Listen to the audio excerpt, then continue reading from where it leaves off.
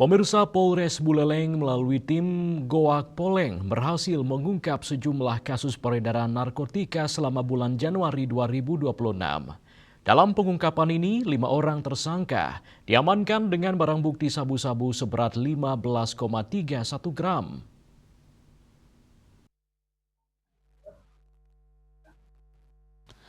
Keberhasilan pengungkapan kasus narkotika ini disampaikan langsung dalam rilis yang disampaikan Kapolres Buleleng AKBP Ruzi Gusman. Selama bulan Januari 2026, tim Goak Poleng Polres Buleleng berhasil mengungkap sejumlah kasus narkotika di beberapa lokasi berbeda. Dari hasil pengungkapan tersebut, petugas mengamankan 5 orang tersangka yang diduga terlibat dalam jaringan peredaran narkotika jenis sabu-sabu. Selain mengamankan para tersangka, polisi juga menyita barang bukti berupa sabu-sabu dengan total berat mencapai 15,31 gram.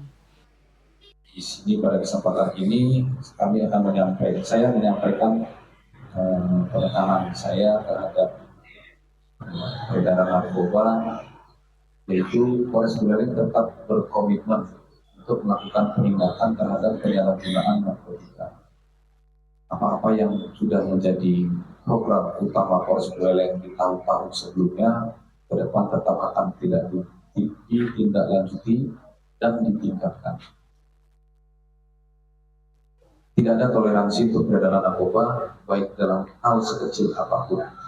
Komitmen kita untuk memberantas narkoba tetap menjadi prioritas utama yang kita kerjakan ke depan. Oleh karena itu, saya menyampaikan kepada seluruh masyarakat yang ada di Buleleng maupun masyarakat umumnya untuk mohon memberikan dukungan kepada kami agar penegakan dan penindakan terhadap narkoba itu tetap menjadi suatu prioritas utama demi Buleleng yang sehat, maju, dan sejahtera ke depan. Kelima tersangka ditangkap di lokasi dan waktu yang berbeda sepanjang bulan Januari. Saat ini seluruh tersangka telah ditahan di Mapolres Buleleng guna menjalani proses hukum lebih lanjut. Polres Buleleng mengimbau masyarakat untuk turut berperan aktif memberikan informasi apabila mengetahui adanya aktivitas peredaran narkotika di lingkungan sekitarnya. Yasri Yuli, Bali TV.